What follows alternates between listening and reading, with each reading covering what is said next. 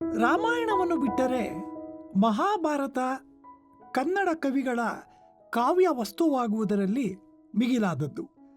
ಕನ್ನಡದಲ್ಲಿ ಜೈನರು ಮತ್ತು ವೈದಿಕರು ಮಹಾಭಾರತವನ್ನು ಬರೆದಿದ್ದಾರೆ. ಆದರೆ ಜೈನ ಕವಿಗಳಲ್ಲಿಯೂ ನಾವು ಎರಡು ಭಾಗಗಳನ್ನಾಗಿ ಮಾಡಿಕೊಂಡು ನೋಡಬೇಕಾಗುತ್ತದೆ. ಒಂದು, ಜೈನ ಕವಿಗಳು ಬರೆದ ಮಹಾಭಾರತ ಮತ್ತು ಜೈನ ಭಾರತ ಪರಂಪರೆ. ಪಂಪ ರನ್ನರು ಜೈನ ಕವಿಗಳಾಗಿ ಮಹಾಭಾರತವನ್ನು ವಸ್ತುವನ್ನಾಗಿಸಿಕೊಂಡು ಬರೆದರೂ ಅವುಗಳನ್ನು ಜಿನಭಾರತಗಳೆಂದು ಕರೆಯಲಾಗುವುದಿಲ್ಲ.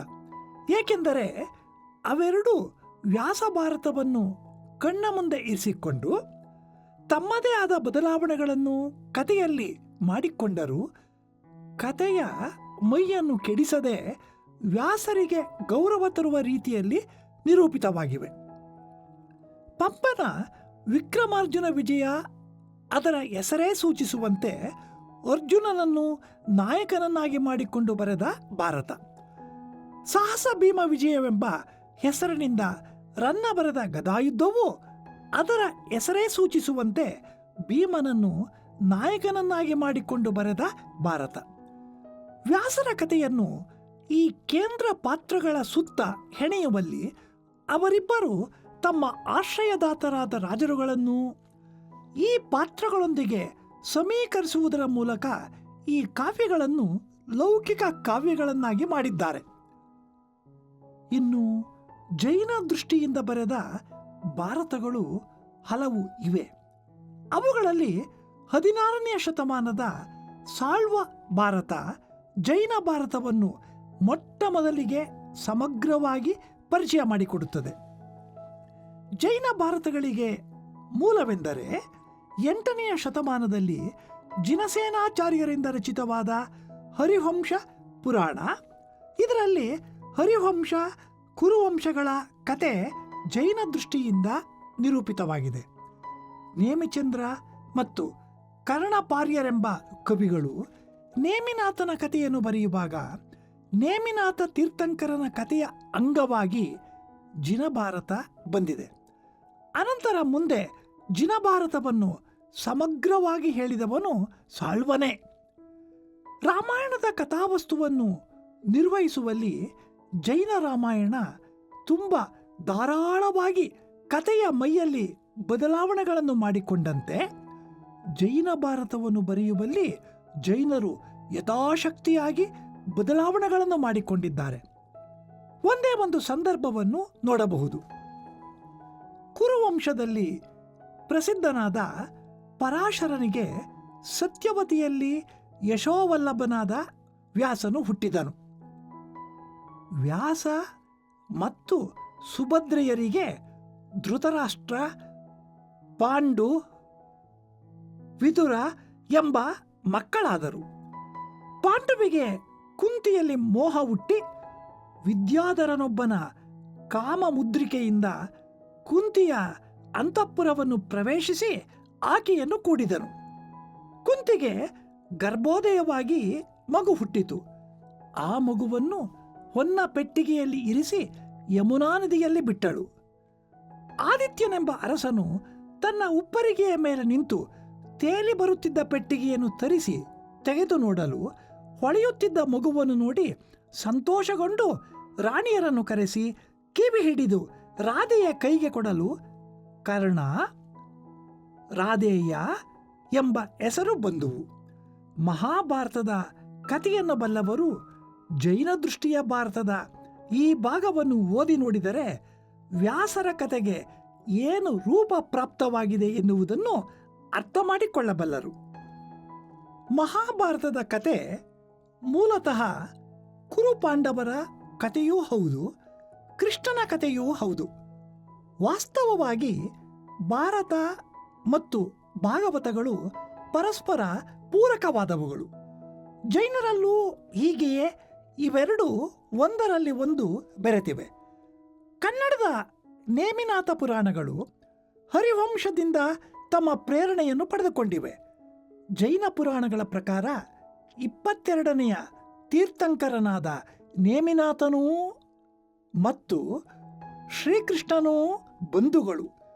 ಭೋಗ ಲೋಲುಪನಾದ ಶ್ರೀಕೃಷ್ಣನಿಗಿಂತ ವಿರಾಗಿಯಾಗಿ ತೀರ್ಥಂಕರನಾಗುವ ನೇಮಿನಾಥನೇ ದೊಡ್ಡವನು ಎನ್ನುವುದು ಜೈನ ಪುರಾಣಗಳ ಸಾರಾಂಶ. ಹೀಗಾಗಿ ಕೃಷ್ಣ ಪರವಾದ ಶ್ರದ್ಧೆ ಭಕ್ತಿಗಳನ್ನು ಕಾಣಬೇಕಾದರೆ ವೈದಿಕ ಕವಿಗಳಲ್ಲಿಯೇ. ಕೃಷ್ಣನನ್ನು ಕುರಿತು ಬರೆಯುವುದರ ಜೊತೆಗೆ ಕೃಷ್ಣನು ಕೇಂದ್ರ ಶಕ್ತಿಯಾದ ಮಹಾಭಾರತದ ಕಥೆಯನ್ನೂ ಬರೆದಿದ್ದಾರೆ ವೈದಿಕ ಕವಿಗಳು.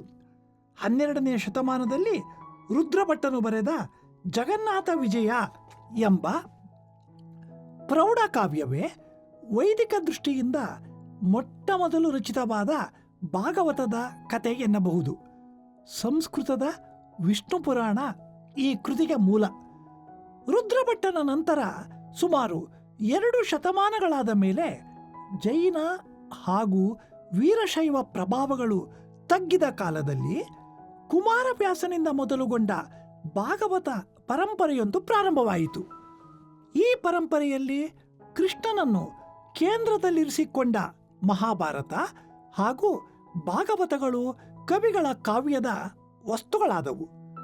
ಕುಮಾರವ್ಯಾಸ ಭಾರತ ಈ ಪರಂಪರೆಯ ಅತ್ಯುತ್ತಮ ಪ್ರತಿನಿಧಿ ಮಾತ್ರವಲ್ಲ, ಕನ್ನಡದ ಅತ್ಯುತ್ತಮ ಕಾವ್ಯವೂ ಹೌದು.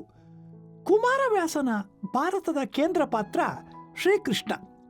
ಮಹಾಭಾರತ ನಾರಣಪ್ಪನ ಪಾಲಿಗೆ ಮೂಲತಃ ಕೃಷ್ಣ ಕತೆ.